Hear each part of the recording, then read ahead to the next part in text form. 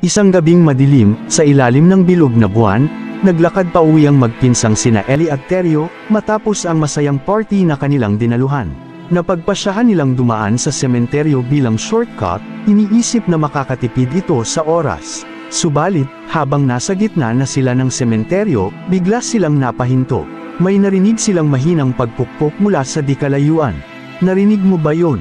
bulong ni Ellie. Mahinang sumagot si Teryo ng, "Oo, saan kaya yun?" Kaya't dahan-dahan silang naglakad papalapit sa pananggagalingan ng tunog, at sa kanilang pagkabigla, nakita nila ang isang matandang lalaki na nakatayo sa tabi ng isang lapida, may hawak na martilyo at paet.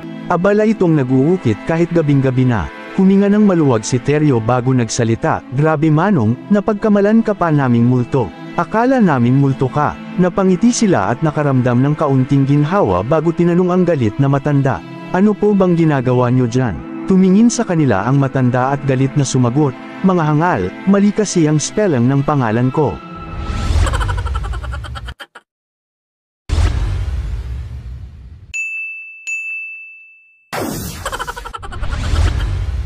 Sa isang panaderia, napadaan ang makulit na bata na si Harold. Masaya siyang lumapit sa tindera at nagsalita, "Manang pabili nga po ng lollipop."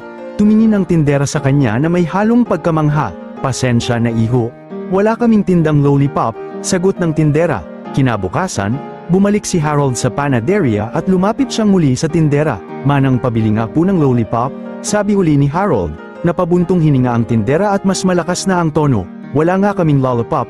Paulit-ulit ka na lang, kapag nagtanong ka pa ulit, i-stapler ko na yung bibig mo."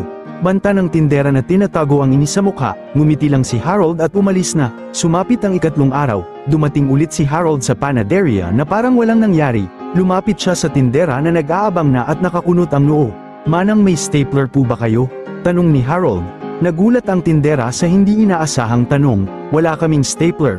"Bakit mo naman naitanong?" sagot ng tindera na nagtataka. Ngumiti si Harold at tumugon ng, "Pabili nga po ng lollipop."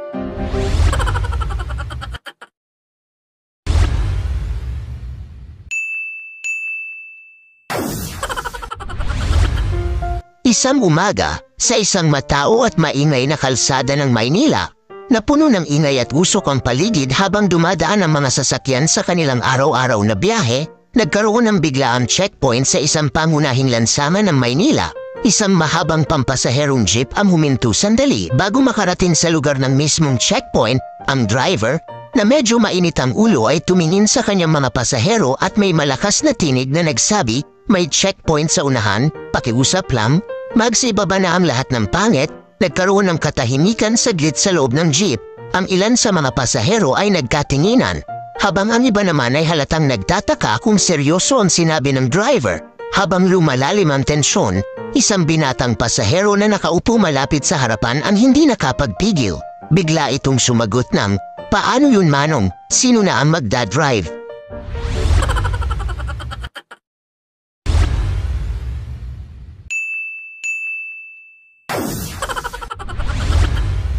Sa isang baryo may nakatirang makulit na bata na nagngangalang Tutoy.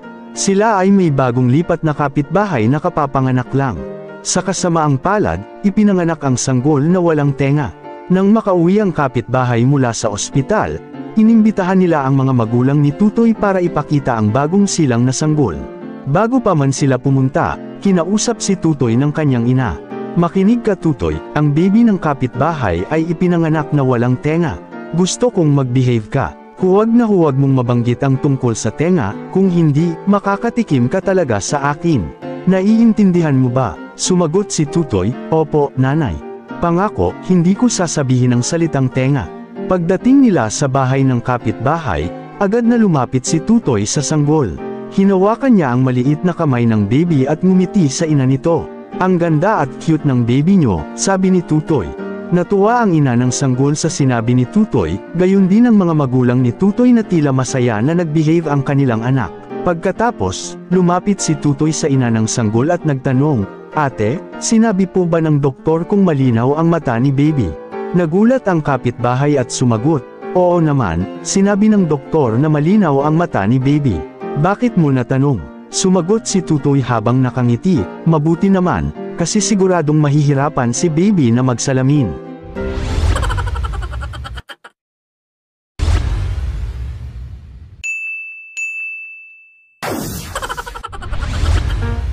Isang matalinong doktor ang naghahanap ng dagdag na kita, kaya nakaisip siya ng isang napakagandang ideya. Sa labas ng kanyang klinik, naglagay siya ng isang karatula, garantisadong paggaling, 100 pesos kung matagumpay, 1,000 pesos kung ako ay sumablay. Isang inhinyero ang nagpasyam subukan ng pahayag ng doktor. Pumunta siya sa doktor at sinabing, "Dok, nawala ang aking panlasa." Ang doktor ay saglit na napangiti at nagutos sa kanyang nurse, "Kunin mo ang gamot mula sa drawer 26. Nang tikman ng inhinyero ang binigay sa kanya ng doktor, napatigil siya, napaniwi, at sinabing, "Doc, gaas to ah. Congrats." Sabi ng doktor, "Bumalik na ang panlasa mo, 100 pesos lang ang bayad." Bagamat inis, nagbayad ang inhinyero at umalis. Kinabukasan, bumalik ang inhinyero at sinabing, "Doc, nawala ang aking alaala. Kaya mo bang pagalingin?" Muling ngumiti ang doktor at inutusan ng nurse na kunin ang gamot mula sa drawer 26. "Sandali," sigaw ng inhinyero, "yan din ang binigay mo sa akin kahapon." "Congrats," sabi ng doktor. "Bumalik na ang alaala mo, 100 pesos lang ang bayad." Napilitang magbayad ang inhinyero at galit na umalis. Sa ikatlong araw, bumalik ang inhinyero at sinabing, "Dok, nabulag ako. Kaya mo bang pagalingin?" Napabuntong hininga ang doktor at malungkot na sinabi, "Sa kasamaang palad, hindi ko magagamot yan. Heto ang 1,000 pesos mo." Iniabot niya ang 100 pesos. "Teka, 100 pesos lang ito. Hindi naman 1,000 pesos, sagot ng inhinyero. "Congrats," sabi ng doktor. "Bumalik na ang paningin mo, 100 pesos lang ang bayad."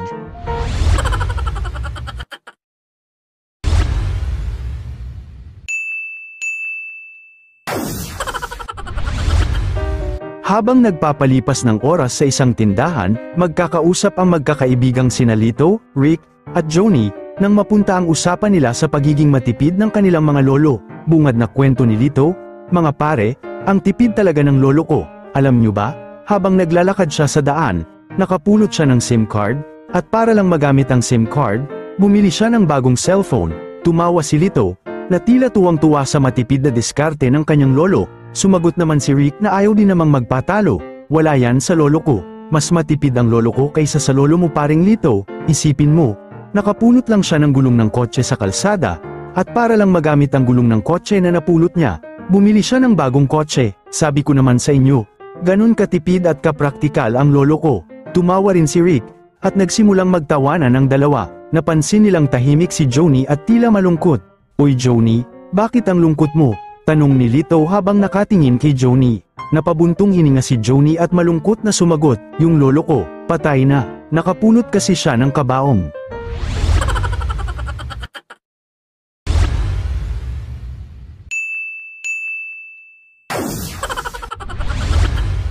Isang umaga, sumakay ang estudyanteng si Carlo sa jeep papunta sa kanyang paaralan. Pag-upo niya, agad niyang iniabot ang kanyang bayad sa driver. "Manong bayad ho?" sabi ni Carlo. Tumingin ang driver at nagtanong, "Saan to galing?" Napangiti si Carlo at agad sumagot ng pabiro, "Edi sa bulsa ko ho." Bahagyang natawa ang ibang pasahero sa sagot ni Carlo, pero mukhang hindi natuwa ang driver at halatang nagpupumilit magpasensya, kaya't nagtanong muli ang driver, "Ang ibig kong sabihin, saan ka sumakay?" Agad sumagot uli si Carlo ng, "Edi sa jeep niyo ho manong." Natatawang tugon ni Carlo, napailing ang driver at bumulong, "Pilosopo pala tong batang to. Bigyan ko nga ng kulang na sukli." Iniabot niya ang sukli na sinadyang bawasan ng kaunti. Pagkatanggap ng sukli, napansin agad ni Carlo ang kulang na sukli at sinabing, "Manong, kulang ho ang sukli niyo. Magkano ba ang dasma bayan?" Ngumiti ang driver at sumagot ng, "Bakit bibilhin mo ba?"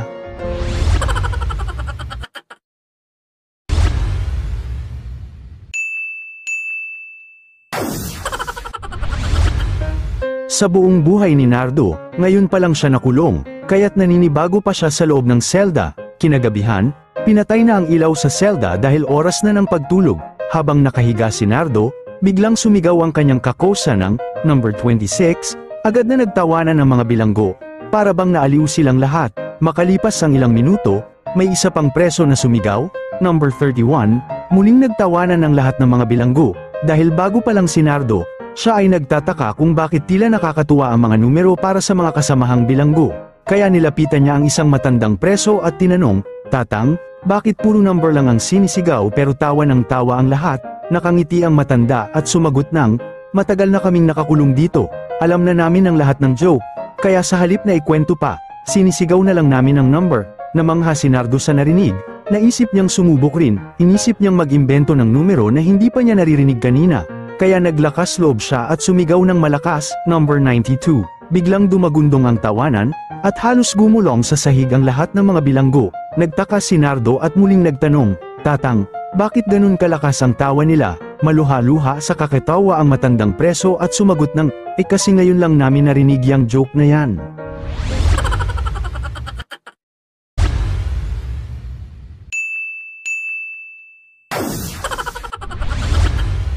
Sa isang magulong barangay sa Maynila, tahimik na pinagmamasdan ng pusang ina ang kanyang anak habang masaya itong naglalaro.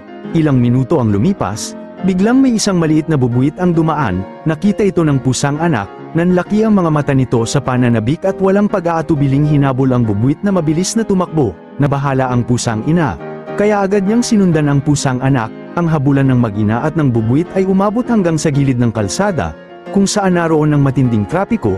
Ang takot na bubuwit ay biglang tumawid upang makaligtas. Hindi tumigil ang pusang anak sa paghabol sa bubuwit, kaya sinundan niya ito hanggang sa pagtawid sa kalsada. Sa kabilang bahagi ng kalsada, isang mabilis na sasakyan ang paparating. Bago pa man makahinto ang pusang anak, nasalpok na ito ng sasakyan. Ang impact ay mabilis at malakas, na dahilan sa agad na pagpanaw ng pusang anak. Biglang natigilan ang pusang ina sa kanyang nasaksihan. Maiyak-iyak ang pusang ina at walang ibang nasabi kundi, "Meow, meow, meow, meow. Meow, meow, meow, meow, meow, meow."